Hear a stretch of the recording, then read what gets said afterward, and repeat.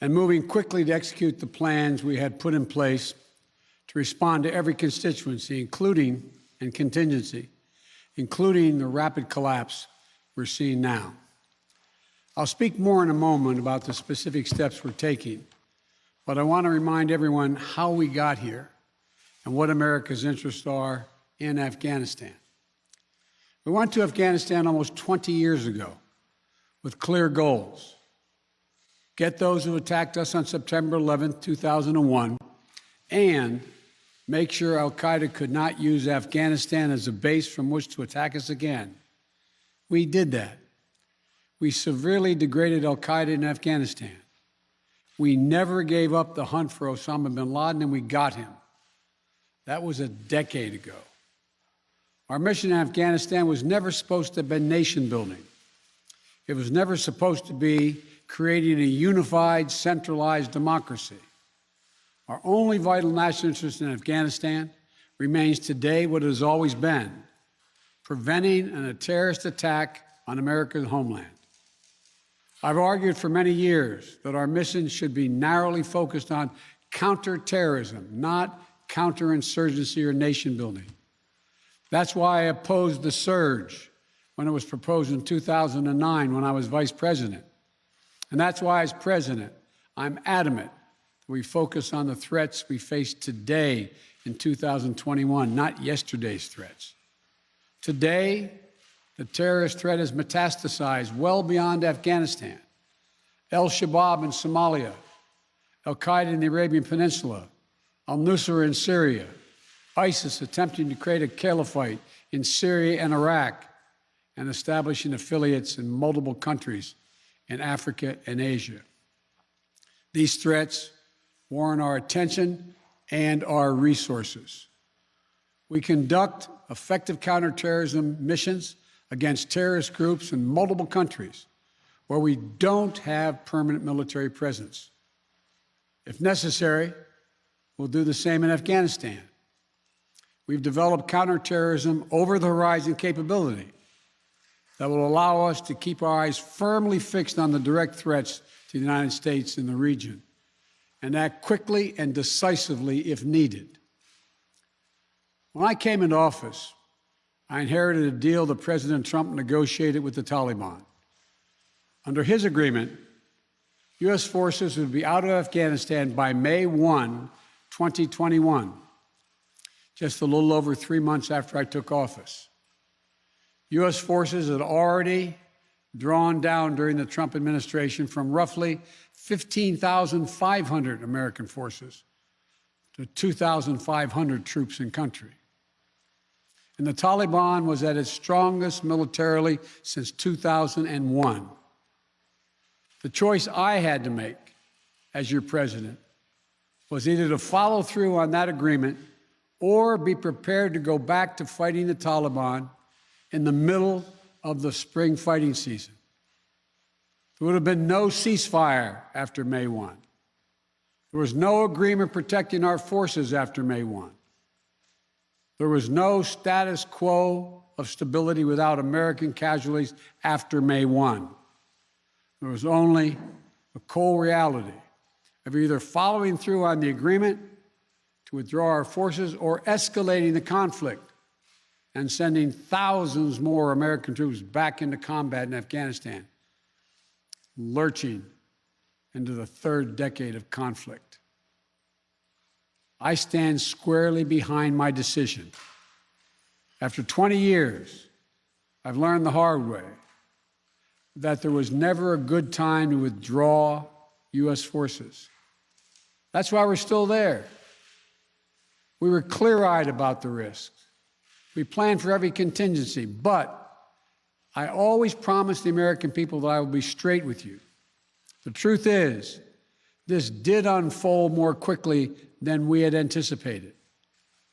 So what's happened? Afghanistan political leaders gave up and fled the country.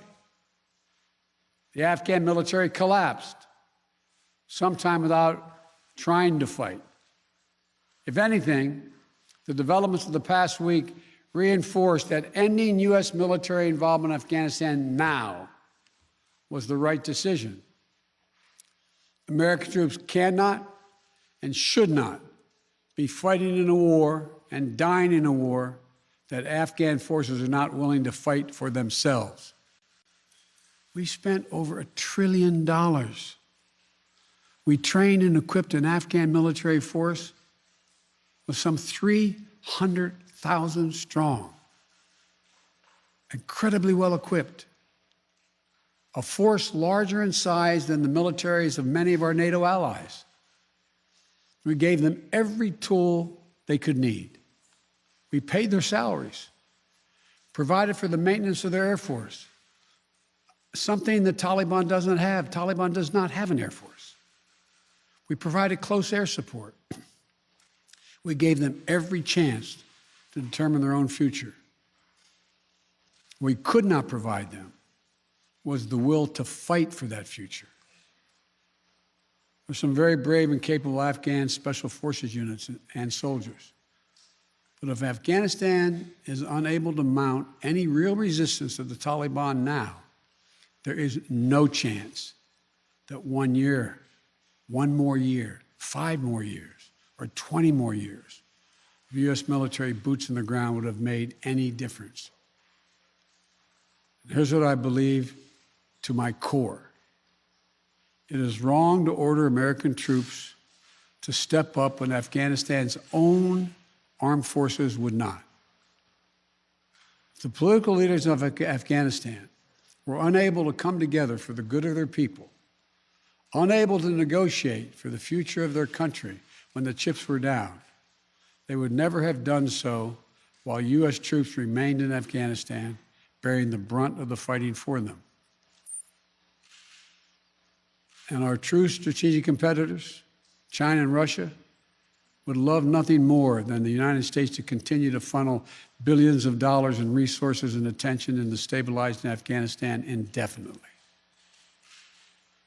When I hosted President Ghani and Chairman Abdullah at the White House in June, and again when I spoke by phone to Ghani in July, we had very frank conversations.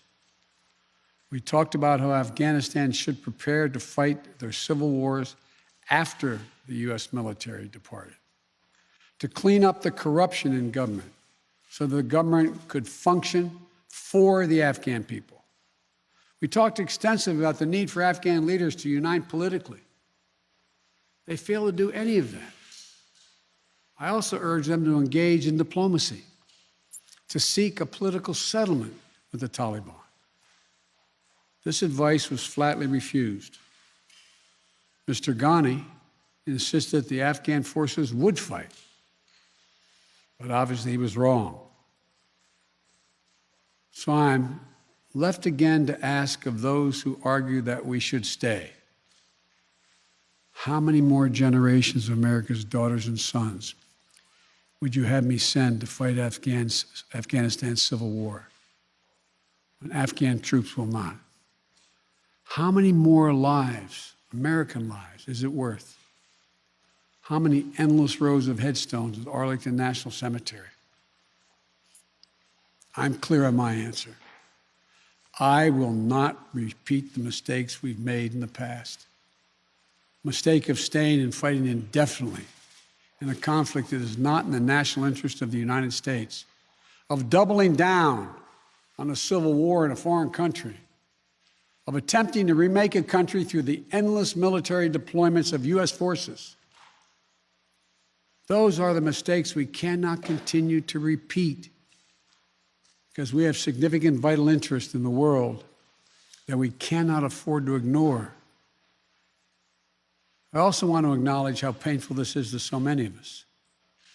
The scenes we're seeing in Afghanistan, they're gut-wrenching, particularly for our veterans, our diplomats, humanitarian workers, for anyone who has spent time on the ground working to support the Afghan people, for those who have lost loved ones in Afghanistan, and for Americans who have fought and served in the country, serve our country in Afghanistan. This is deeply, deeply personal. It is for me as well. I've worked on these issues as long as anyone. I've been throughout Afghanistan during this war, while the war was going on, from Kabul to Kandahar to the Kunar Valley. I've traveled there on 4 different occasions. I met with the people. I've spoken to the leaders. I spent time with our troops. And I came to understand firsthand what was and was not possible in Afghanistan. So now we're focused on what is possible. We will continue to support the Afghan people. We will lead with our diplomacy, our international influence, and our humanitarian aid. We'll continue to push for regional diplomacy and engagement to prevent violence and instability. We'll continue to speak out for the basic rights of the Afghan people, of women and girls, just as we speak out all over the world. I've been clear, the human rights must be the center of our foreign policy, not the periphery. But the way to do it is not through endless military deployments. It's with our diplomacy, our economic tools, and rallying the world to join us. Well, let me lay out the current mission in Afghanistan. I was asked to authorize, and I did, 6,000 U.S. troops to deploy to Afghanistan for the purpose of assisting in the departure of U.S. and allied civilian personnel from Afghanistan, and to evacuate our Afghan allies and vulnerable Afghans to safety outside of Afghanistan. Our troops are working to secure the airfield and to ensure continued operation of both the civilian and military flights. We're taking over air traffic control. We have safely shut down our embassy and transferred our diplomats. Our diplomatic presence is now consolidated at the airport as well. Over the coming days, we intend to transport out thousands of American citizens who have been living and working in Afghanistan. We'll also continue to support the safe departure of civilian personnel, the civilian personnel of our allies who are still serving in Afghanistan. Operation Allies Refugee, which I announced back in July, has already moved 2,000 Afghans who are eligible for special immigration visas and their families to the United States. In the coming days, the U.S. military will provide assistance to move more SIV-eligible Afghans and their families out of Afghanistan. We're also expanding refugee access to cover other vulnerable Afghans who worked for our embassy. U.S. non-governmental agencies or U.S. non-governmental organizations and Afghans who otherwise are at great risk, and U.S. news agencies. I know there are concerns about why we did not begin evacuating Afghans civilians sooner. Part of the answer is some of the Afghans did not want to leave earlier, still hopeful for their country. And part of it because the Afghan government and its supporters discouraged us from organizing a mass exodus to avoid triggering, as they said, a crisis of confidence. American troops are performing this mission as professionally and as effectively as they always do, but it is not without risks. As we carry out this departure, we have made it clear to the Taliban, if they attack our personnel or disrupt our operation, the U.S. presence will be swift and the response will be swift and forceful. We will defend our people with devastating force if necessary. Our current military mission will be short in time, limited in scope, and focused in its objectives. Get our people and our allies as safely as quickly as possible. And once we have completed this mission, we will conclude our military withdrawal.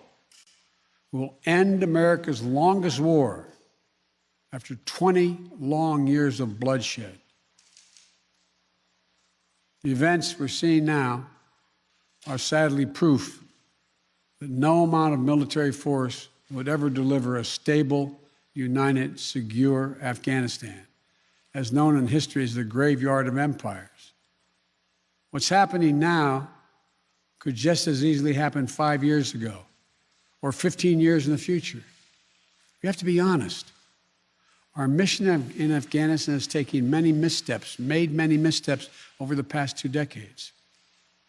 I'm now the 4th American president to preside over war in Afghanistan, 2 Democrats and 2 Republicans. I will not pass this responsibility on to a 5th president. I will not mislead the American people by claiming that just a little more time in Afghanistan will make all the difference. Nor will I shrink from my share of responsibility for where we are today and how we must move forward from here. I am President of the United States of America, and the buck stops with me. I'm deeply saddened by the facts we now face, but I do not regret my decision to end America's warfighting in Afghanistan and maintain a laser focus on our counterterrorism missions there and other parts of the world. Our mission to degrade the terrorist threat of al-Qaeda in Afghanistan and kill Osama bin Laden was a success. Our decades-long effort to overcome centuries of history and permanently change and remake Afghanistan was not, and I wrote and believed it never could be. I cannot and will not ask our troops to fight on endlessly in another country's civil war, taking casualties, suffering life-shattering injuries, leaving families broken by grief and loss. This is not in our national security interest. It is not what the American people want. It is not what our troops, who have sacrificed so much over the past 2 decades, deserve. I made a commitment to the American people when I ran for president that I would bring America's military involvement in Afghanistan to an end. While it's been hard and messy, and yes, far from perfect, I've honored that commitment. More importantly, I made a commitment to the brave men and women who serve this nation that I wasn't going to ask them to continue to risk their lives in a military action that should have ended long ago. Our leaders did that in Vietnam when I got here as a young man. I will not do it in Afghanistan. I know my decision will be criticized, but I would rather take all that criticism than pass this decision on to another president of the United States, yet another one, a 5th one, because it's the right one, it's the right decision for our people, the right one for our brave service members who risk their lives serving our nation, and it's the right one for America. Thank you. May God protect our troops, our diplomats, and all brave Americans serving in harm's way.